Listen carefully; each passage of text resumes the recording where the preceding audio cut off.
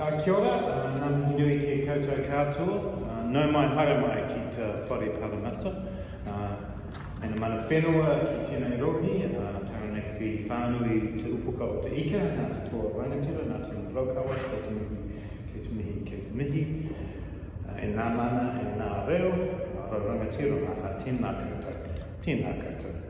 koutou katoa. Greetings everybody, it's my absolute pleasure to be back with you today. We still haven't improved this as a venue to do a speech, so to the people over in Siberia, hello, how are you, down there, here. We do need a larger function room for IPANZ to hold its events, but good on you all for making the effort to be here. I really do enjoy the IPANZ series. For me it is important. Arguably this is the third in the trilogy of my Minister of Finance speeches here. If it was Star Wars, it would be Return of the Jedi, wouldn't it? I'm not going to place myself into that. I do note that the second one last year was The Empire Strikes Back, which arguably could have been the public services view of the wellbeing budget, but we'll come back to that. If it was The Lord of the Rings, it would be Return of the King, and I'm much too modest to be claiming that. So you can give me the title of the third in the trilogy at the end. First, can I acknowledge IPANZ and once again the terrific work that you do in promoting the importance of good public administration and of a strong public service ethos. It is vitally important to me, as Liz has already mentioned, that we uphold those values and that we keep talking about the role of public services in our society and how we continually improve them. Liz, thank you as interim president for welcoming me here today. You've got a lot on your plate as well as everything else you're doing, so thanks for that introduction. I do want to start, just before I get into a few of the things we both have done and are doing and plan to do in the broader public services space, to just once again put on the record my appreciation on behalf of the government for the incredible job that our public service and our broader state sector does to support the government of the day. I spoke last year in February, as I'm doing this time, and the 15th of March had not happened by that point. And I want to say that while the 15th of March was the very darkest of days for New Zealand and the very worst of times, the response by the New Zealand Public Service to that was of the highest quality. And as New Zealanders, we can be immensely proud of the response of everybody, ranging from our emergency services, our first responders, all the way through to the officials who set up in tents in Hagley Park to provide immigration, social development services, the Office of Ethnic Communities who were on the ground right away in there with the families of those who had been killed and injured. It was a Herculean effort and done without any need to push or force it. That is the public service ethos and ethic that I am so proud of, and to see it in action in and around the 15th of March was a sight to behold, and you can all be very proud of the people who were involved there in Christchurch. And very sadly for New Zealand, we had to repeat the dose a little bit with Whakaari Island in December last year, and once again the broader public service, the state sector, stepped up, be it the Defence Force, the incredible efforts of our health professionals, and that ability of New Zealanders, I think it's a cliche, but I think it's a cliche because it's true, the ability of New Zealanders to quickly turn their hand to whatever happens. And if you are ever looking, or if you find yourself in Whakatane, the staff of Whakatane Hospital, a small hospital, did the most remarkable things on that day. They, just before that had happened, they'd actually done a mass casualty exercise, and the exercise involved a crash at Whakatane Airport, and they thought they would have to intubate maybe 2 people out of a crash like that. On that day, they intubated nearly 30 people. They took on a role that many of us would never want to do. The person who does the maintenance at the hospital was doing the triage of people coming off the helicopters. It was an incredible achievement of those people to respond in the way they did. So not only in those situations of crisis and emergency do we see the public service work at its best, but we see it every day. We see it in the people that are in this room and who you represent, and the quality of advice that you give to ministers and to the support that you do give to implementing the programs that are agreed by government. I want to thank all of you for what you do, and I want you to know it's appreciated, even if sometimes you come in and ministers are a bit grumpy. I'm just looking around for anyone from the Ministry of Health who was in the meeting with me yesterday. But every now and then ministers are a bit grumpy, but we try to be professional, we try to be polite, but it is not a statement on the hard work, dedication and talent of the public service that we have. Liz mentioned that I used the phrase the other side of the fence, which I know why you used it, but I think we're trying to break the fence down if we possibly can. But I have been a public servant, and I absolutely recognise the pressures that come on, particularly when you've got a very active and busy government who wants to do lots of things differently. And so it is a real recognition for me. I'm not coming at this without some knowledge of what it's like to be in that environment. I very famously, looking at some of my former Ministry of Foreign Affairs colleagues here, I think I told this story not last year but the year before, so laugh along if you have heard it before. But I very famously was put on a working group at the Ministry of Foreign Affairs when I'd only been there about a year and a half on the future of the ministry, and a very well-meaning consultant asked us all to say, what did it feel like when you first started at the Ministry of Foreign Affairs and Trade? And as those sort of groups work, nobody said anything. So I put my hand up and said it felt like being shown into a dark room completely full of furniture, and that what you spent your time doing was banging into the furniture.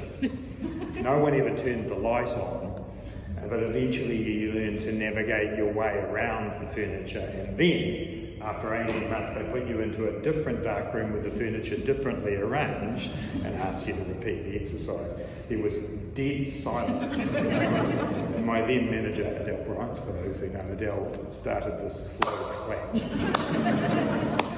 I hasten to add, the Ministry of Foreign Affairs is a vastly different organisation to that, at which it would not feel like that in any way to enter.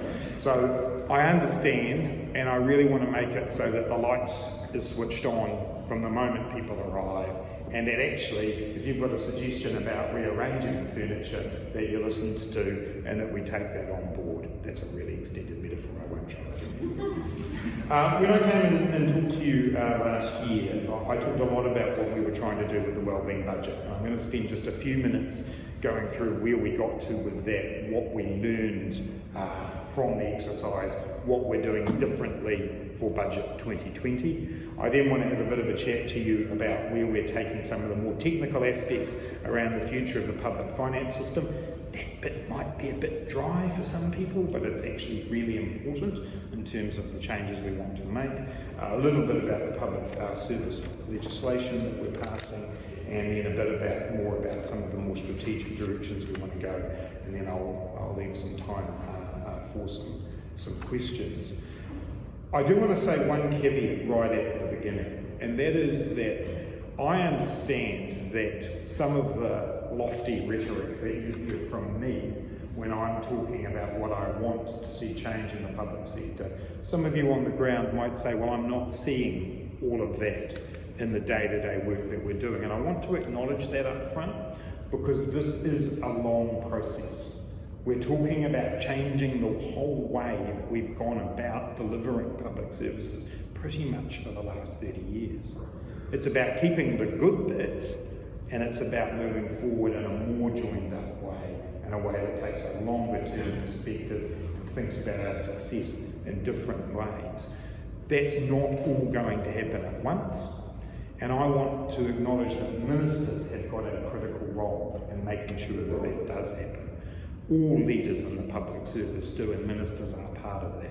So we haven't built Rome in a day or in 2 years, but I think we are making good progress, and I hope that you will feel that in some areas of government. So as I said, a big part of what we wanted to do was make sure that we delivered the wellbeing budget successfully, and I believe we did. Here it is. Look at that. First thing to note, looks different from the budget documents that we've put out before. That was very intentional. I don't think I've quite achieved my goal of the person on the cover moving back from Australia. Note to self, don't use stock images for next year's budget cover. But this document genuinely, for me, represents a break from the past in the way that we put budgets together. And its physical appearance is actually, I think, a good metaphor for what we were trying to do. We were trying to tell the story of what the government was about and what the budget was a contributor to.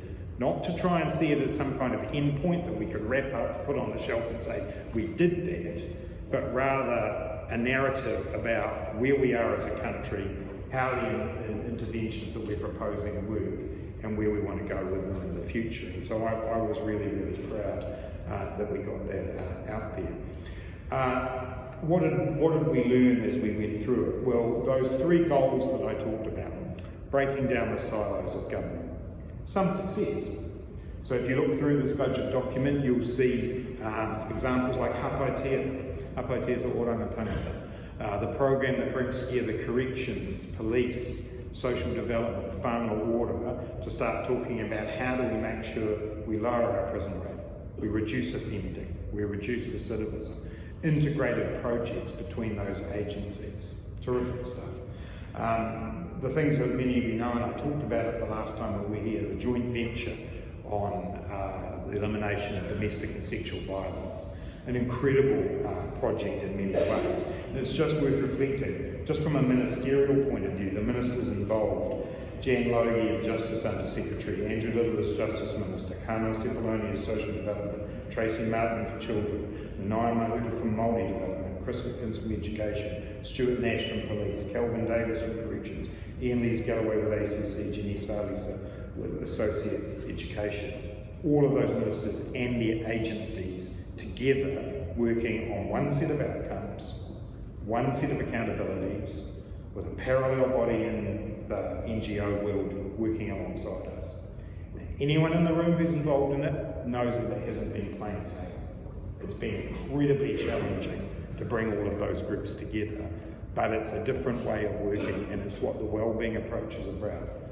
Break the silos down. The people who interact with our sexual violence services don't want to know which government agency it is, they just want the help and the assistance. We have to take that approach more and more, and we're very proud of the JV as part of that, and I'll return in a moment to how we want to advance that. Ones you might not have heard so much about, healthy active learning. This is the distant daughter of a program called Healthy Eating, Healthy Action that was run under the previous Labor government. This brings together the Ministry of Health, the Ministry of Education and Sport New Zealand to deliver programs in schools that integrate together nutrition, physical activity and understanding the importance of those to your learning. It's an amazing program. We're about to roll out the first aspects of it in a month or so. Do you know what one of the most interesting things about it though? The outcome's obvious, the importance of doing those things is obvious. At no point in the history of Sport New Zealand or its predecessors as the Hillary Commission were they ever invited in by the Ministry of Health and Ministry of Education into a budget process. Ever. We did it this year. It may have had something to do with the Minister of Finance, also been the Minister of Sport. That's but it is important to me that we're starting to show that you can break those silos down, even between different parts of our broader public and state sector, not just within core government agencies and departments, but out into Crown entity land.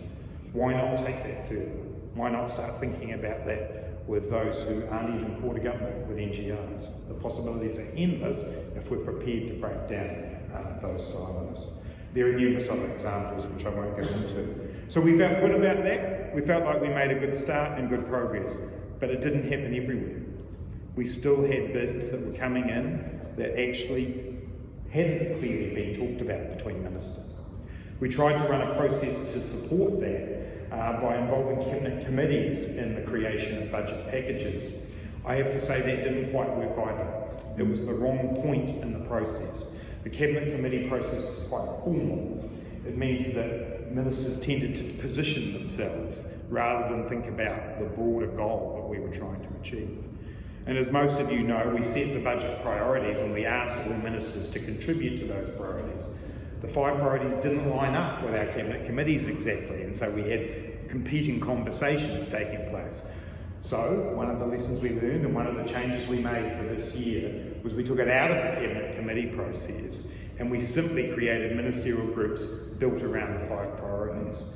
And I have to say, I'm right at the point of having to mesh them all together right now, but I have to say the ministers and the secretariats of officials who supported them did a great job. And we've done much better at getting single packages from multiple ministers under those priority headings. We by and large kept the same priorities. We had to do that. The kinds of issues that we're picking off through the wellbeing approach are not going to be solved in one budget. So again, we renamed them a little bit so they're a bit clearer. We've stuck to the just transition to a low carbon economy. How do we engage and involve people in the future of work? Lifting Māori and Pacifica opportunities, child wellbeing, and the health priority being now physical and mental health together. But they're by and large the same, and we need that. We need the consistency of that so that we can sustain our investment and work on it. In setting those priorities, in Budget 2019, for the first time, I think we engaged the government's network of science advisors in making sure that we got the right priorities.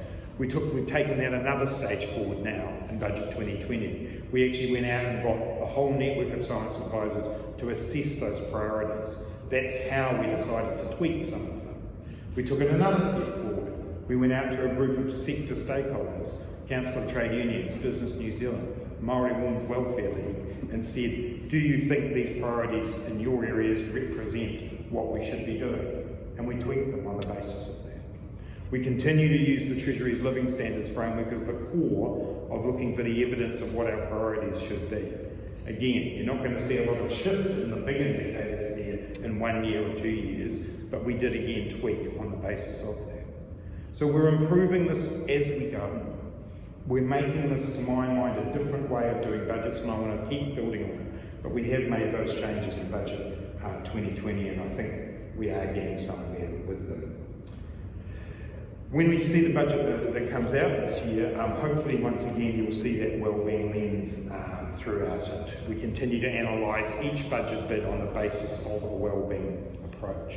I know people are getting used to writing budget bids in there. They're not just putting the word wellbeing in and going, yes, I've done it. People are actually now starting to really drive into what they're doing and work out where it goes. The other bit of that, and the other really important aspect of that, has been a different approach to baseline reviews. And spoiler alert for you, I'm now morphing into the boring bit of public finance. The baseline review process, rather than I think, as I said here last time, rather than seeing that as a sort of an ad hoc approach, we've gone for a much more systematic approach to go and deep dive into the baselines, starting with big spending areas. So we started with the baseline review of the Ministry of Social Development.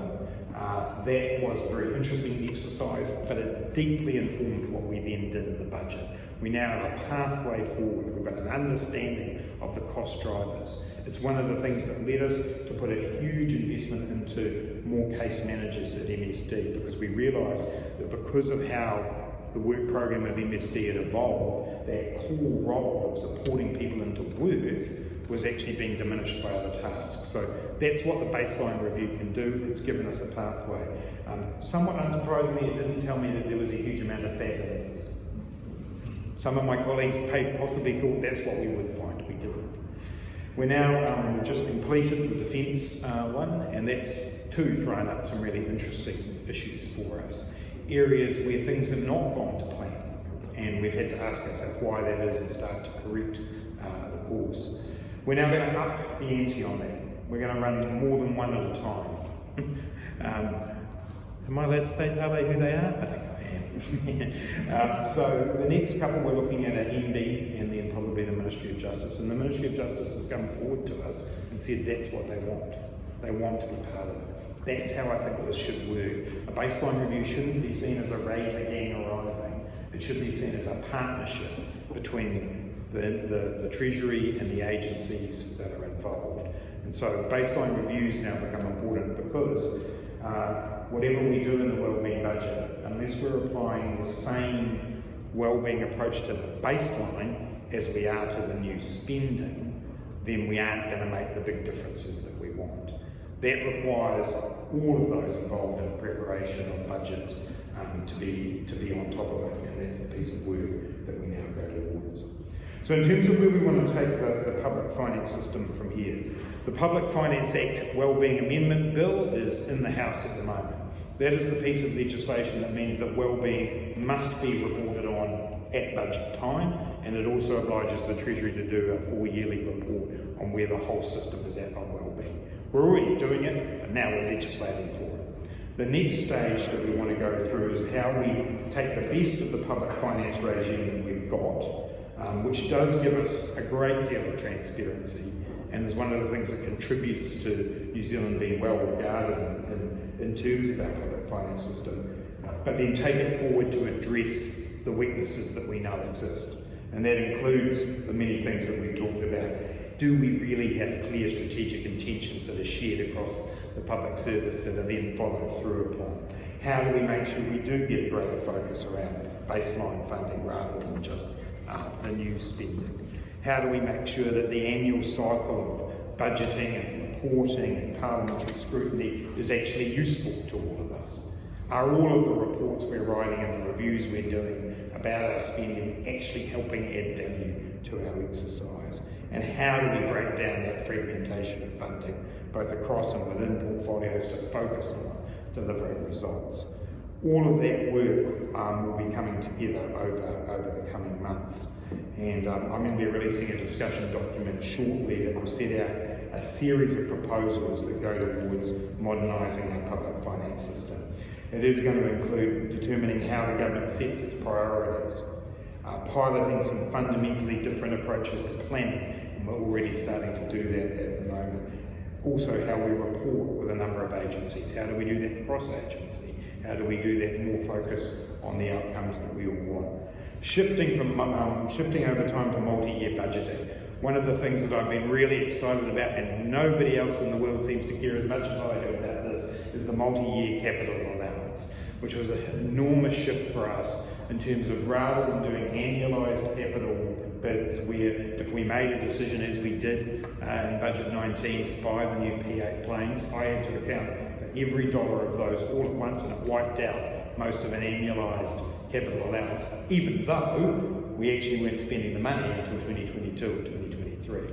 Giving ourselves a multi-year capital allowance has allowed us to plan out for 4 years ahead. Potentially that could go longer as well. It meant that we could give 4 years worth of funding for education capital, certainty to the building industry, to schools, to parents, a 2-year investment in health capital, again, to get the planning going to be able to deliver that. That multi-year capital allowance, we now want to think about how would that work for multi-year budgeting generally across the operational side and for departments overall. How do we improve our reporting to ministers and parliaments? More information, real-time information, outcomes-based information, and a greater focus on the effectiveness and efficiency of our spending, all of it too, not just the new stuff. It's exciting stuff. You'll have the opportunity to input into it, and I really hope that you do. Conscious of the time, I'll do a little bit around the public service bill and legislation bill, and some people might want to ask us some questions about that. As you know, that's now been introduced. It's the critical element for us is establishing a piece of legislation that is actually called the Public Service Bill. Now, no offence to those who were part of creating the state sector legislation, but even the loss of the name public service was something that we struggled with. And so we wanted to make sure we brought that back into the title. What the legislation does is establish the purpose, principles and values of an apolitical public service, as well as its role in government formation. For the first time, we're going to be clear about the Crown's role in relationship with Māori in law in terms of the public service. The Act was silent on that until now, and it's time to deal with that. We do want public servants to be able to move between agencies more easily, to be able to be part of those more flexible arrangements like joint ventures, like interdepartmental executive boards. That requires us to have some more common conditions. The ability to move leave with you if you are going to go from one place to another. And we want to strengthen leadership across the public service. and we've got some changes, staffing changes within the State Services Commission to do that. I know there has been some criticism of the legislation that it in some ways entrenches some of the aspects that people don't like about the State Sector Act. I think we actually are doing something quite different here that is about those outcomes and about implementing a wellbeing approach. I think we've struck a balance between the organisation reforms that we have now and the flexibility that I know that we all want to be able to deliver. We are, as I said, looking at some changes around strategic planning documents, and we're working with a number of ministers and agencies at the moment to pilot different approaches in thinking justice, social development and defence, I think are the three, who are helping us with that to see what, transport. Social development, justice and transport are now piloting different ways, multi-year pathways, different approaches to focusing on issues and planning documents. We think that's a really important pathway through. And as I mentioned earlier, baseline reviews. So all of that amounts to a very big work program in terms of where the public sector's at. And I know that level of change can be somewhat frightening to people. I also know that there will be a fairly understandable cynicism about whether or not this will amount to the kinds of changes I'm talking about. What I want to reassure you is that we remain committed to a public service that upholds the best principles and ethics that you all do every day, but also gives you the flexibility to be part of achieving those outcomes and goals. We think we've got the balance about right, but we are always open to discussion on that, and we will keep driving that program forward so that wellbeing is embedded, that our structures support it, that our public finance system supports that, and that ultimately you're supported to do your job on behalf of New Zealanders. Nō reira, tēnā koutou, tēnā koutou, tēnā koutou katoa.